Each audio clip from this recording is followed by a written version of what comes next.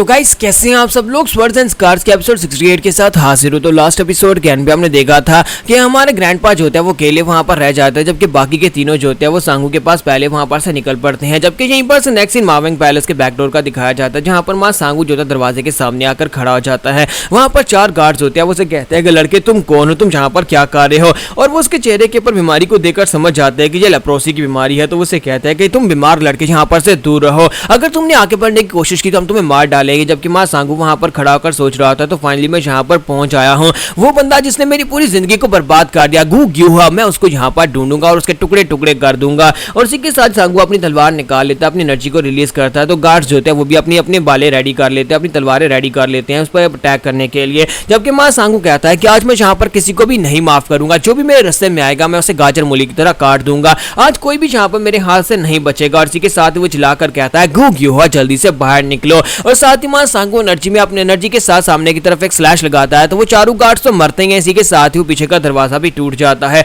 और उस दरवाजे के टूटने के साथ वहां पर एक जबरदस्त धमाका होता है। तो डेथ रीपर जो कि दूसरी तरफ होता है वो कहता है कि ये अचानक से धमाका कहां से हुआ है, ऐसा लगता है कि जैसे यंग मास्टर वहां पर आ गए हों, लेकिन मैं यहाँ पर इस तरफ हूँ और यंग मास्टर दूसरी तरफ है, मुझे जाकर उसे पैलेस के अंदर जाने से रोकना होगा। और वो जल्दी से भागता हुआ तरफ चला जाता है। जबकि मां सांगू जो होता है वो चारों गार्ड्स को मारकर दरवाजे को तोड़कर अंदर आ जाता है। और इसी के साथ ही अंदर भी बहुत सारे गार्ड्स होते हैं, क्योंकि ये एक फोर्ट्रेस की तरह होता है जहां पर पूरी की पूरी एक आर्मी होती है। तो बहुत सारे गार्ड्स होते हैं उसके ऊपर अटैक करने के लिए आगे बढ़ते हैं, लेकिन हमारा सांगू इस वक्त बहुत ज्यादा गुस्से में है और उसे कोई रोक नहीं पाएगा। और वो बड़ी तेजी के साथ सभी के ऊपर कट लगाते हैं, वहां से आगे बढ़ता है। जैसे ही वो आगे बढ़ता है तो पीछे पूरी आर्मी खड़ी होती है, करीब कोई 200 सोल्जर्स होते हैं जो उसके सामने खड़े होते हैं। और वो सारे सोल्जर्स होते हैं अटैक करने के लिए बिल्कुल रेडी होते हैं। जबकि मां सांगू कहता है कि मैं यहाँ पर अब किसी चीज से भी नहीं डर रहा, क्योंकि मुझे यहाँ पर अब मौत का भी डर नहीं है, मुझे पता है कि मैं मरने ही वाला हूँ, तो फिर मुझे यहाँ पर डरने की जरूरत भी नहीं है। जो कुछ भी हो जाए आज मैं इस पूरे के पूरे मावेंग पैलेस को ही बर्बाद कर दूंगा। मैं ग्यू ग्यूहा को तो मारूंगा ही साथ इस पूरे के पूरे पैलेस को तबाह बर्बाद कर दूंगा। और इसी के साथ सांगू फिर से चिल्लाकर कहता है गू ग्यूहा, जल्दी से बाहर निकलो। और साथ ही वो अपनी पावर्स को रिलीज करते हैं, वहां पर फिर से अटैक करता है।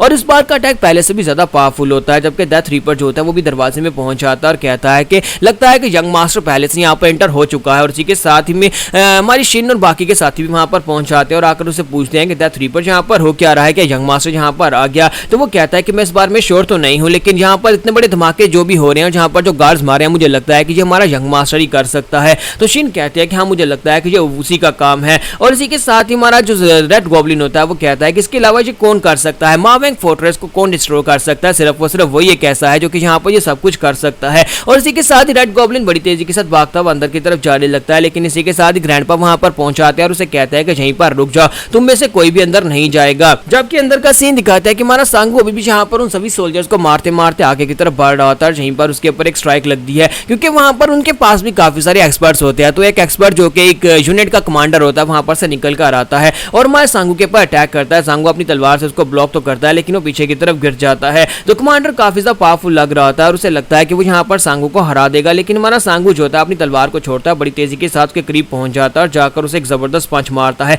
जैसे वो उसे जाकर पंच मारता है तो उसका सर उड़ जाता है, यानी कि वहीं पर वो कमांडर मर जाता है। और उसकी स्क्वाड के जितने सोल्जर्स होते हैं वो सभी लोग कहते हैं मास्टर च्योन रियोंग उसके एक ही पंच के साथ मर गए, तो हम सभी लोग उसके सामने क्या ही कर पाएंगे। जबकि दूसरी तरफ ग्रैंडफादर जो होते हैं वो लोगों से कहते हैं क्या तुम सभी लोग यहाँ पर मरना चाहते हो, तुम में से कोई भी यहाँ पर अंदर नहीं जाएगा, मैं अकेला वहां पर अंदर जाऊंगा, सभी लोग यहाँ पर मेरा वेट करो, मैं अकेले यंग मास्टर को बाहर लेकर आऊंगा। जबकि रेड गॉब्लिन कहता है कि नहीं तुम मुझे ऑर्डर्स नहीं दे सकते। तो ग्रैंडफादर उसे कहता है कि अगर तुम वहां पर अंदर जाओगे तो तुम मरने वाले हो, क्योंकि अंदर यहाँ पर मावेंग फोर्ट्रेस है, कोई आम से बिल्डिंग नहीं है जहां पर तुम सभी लोग घुसने की कोशिश कर रहे हो। और तुम में से कोई भी यहाँ पर मेरे पीछे नहीं आएगा, मुझे अकेले वहां पर जाने दो। जबकि रेड गॉब्लिन उसे कहता है कि चाहे कुछ भी हो जाए, मैं यहाँ पर तुम्हें ये नहीं कहूंगा कि अगर मैं वहां पर जाकर मर जाता हूं तो मेरी डेड बॉडी को उठाकर बाहर ले आना। मैं यहाँ पर अच्छी तरह से सोच समझ कर रहा हूं, अगर मैं मरने वाला हूं तो मैं यहीं पर इस जगह पर यंग मास्टर को बचाते हुए मरूंगा। तो ग्रैंडफादर उसकी बात सुनने के बाद कहते हैं कमीनो तुम लोग मेरी बात क्यों नहीं मान रहे, लगता है कि तुम सभी को मरने का शौक चढ़ा है। अच्छा ठीक है, अगर तुम्हें मेरे साथ आना ही है तो फिर सभी लोग अपने चेहरे छुपा लो, ताकि कल को यहाँ पर तुम्हें मावेंग पैलेस की वजह से तुम्हें टारगेट ना किया जाए,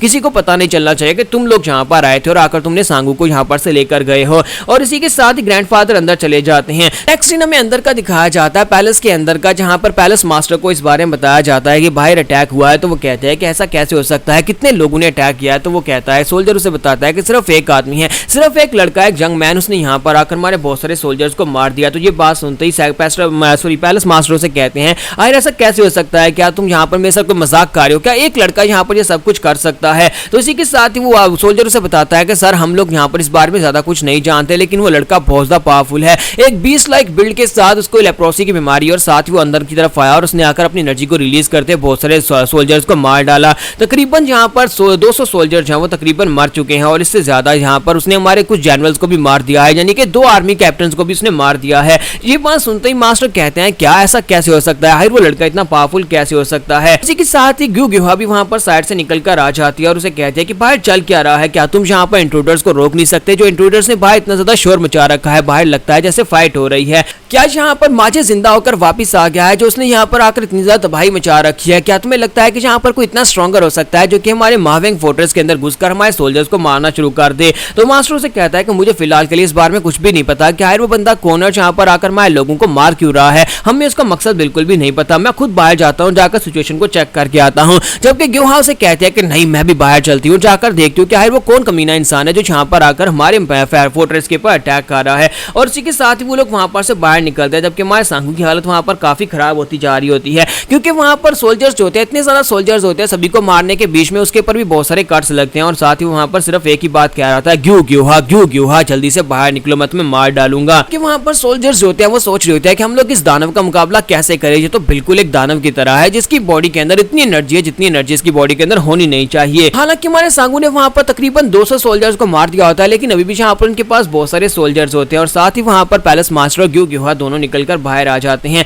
जैसे वो लोग बाहर आते हैं तो वो चीफ प्रोटेक्टर से कहते हैं कि यहाँ पर सब कुछ कैसा चल रहा है। तो चीफ प्रोटेक्टर उसे कहता है कि सर आपको यहाँ पर बाहर नहीं आना चाहिए था, हालात बहुत ज्यादा खराब हैं, अकेले लड़के ने यहाँ पर हमारे तकरीबन 200 से ज्यादा लोगों को मार दिया है। तो इसी के साथ मां सांगू जो होता है वो सामने की तरफ देखता है, उसे वहां पर एक औरत दिखाई देती है। तो वो कहता है कि यही ग्यू ग्योहा है और मां सांगू चलाकर कहता है ग्यू ग्योहा मैं तुम्हें मार डालूंगा। और जब बात सुनने के बाद ग्यू ग्योहा चलाकर कहती है कि इस कमीने की हिम्मत कैसी हुई यहाँ पर मेरा नाम पुकारने की, जल्दी से अपनी स्क्वाड को आगे भेजो, इस लड़के को मार डालो। इसी के साथ ही मां सांगू बड़ी तेजी के साथ ग्योहा के ऊपर अटैक करने के लिए आगे बढ़ता है, जबकि सोल्जर्स भागते हुए जल्दी से अपने मास्टर्स को प्रोटेक्ट करने के लिए ग्यू ग्योहा और पैलेस मास्टर के सामने आकर खड़े हो जाते हैं। तो सांगू तेजी के साथ आगे की तरफ बढ़ रहा था, वहां पर उनकी स्ट्राइक्स को फेस कर रहा था। सांगू के हाथ में 2 वेपन्स होते हैं, एक तलवार और साथ में एक कुल्हाड़ा होता है। तो जैसे जैसे वो आगे की तरफ बढ़ता है तो सामने की तरफ से बहुत सारी स्ट्राइक्स लगती हैं, उन सभी स्ट्राइक्स को वहां पर फेस करते हुए सभी को ब्लॉक करते हुए आगे की तरफ बढ़ता जाता है। रास्ते में अपनी तलवार की मदद से उन सभी को काट रहा होता है। जितने गार्ड्स उसके रास्ते में आते हैं वो सभी गार्ड्स को मार डालता है, जहां तक उसके सामने अब यहाँ पर गार्ड्स बिल्कुल भी नहीं बचते। लेकिन अभी भी यहाँ पर सामने की तरफ से बहुत सारे अटैक्स हो रहे होते हैं, जहां तक एक एनर्जी से बनी हुई तलवार उड़ती हुई सीधी आकर उसकी टांग के अंदर आकर दंस जाती है। जब वो तलवार से लगती है तो हमारा सांगू वहां पर जोर जोर से चलाना शुरू कर देता है और मिस शिन जो होती है उसकी आवाज सुन रही होती है कि सांगू यहाँ पर बहुत ज्यादा तकलीफ में और बहुत ज्यादा चिल्ला रहा होता है। और वहीं पर से जबरदस्त थंडर पावर निकलती है, हमारे सांगू की बॉडी के अंदर से एनर्जी निकलती है, जिससे एक और बड़ा धमाका होता है। जहां पर हम लोग अपनी एपिसोड 68 का एंड करेंगे। नेक्स्ट एपिसोड में देखेंगे क्या हमारा सांगू यहाँ पर ग्योहा को मार पाएगा या नहीं।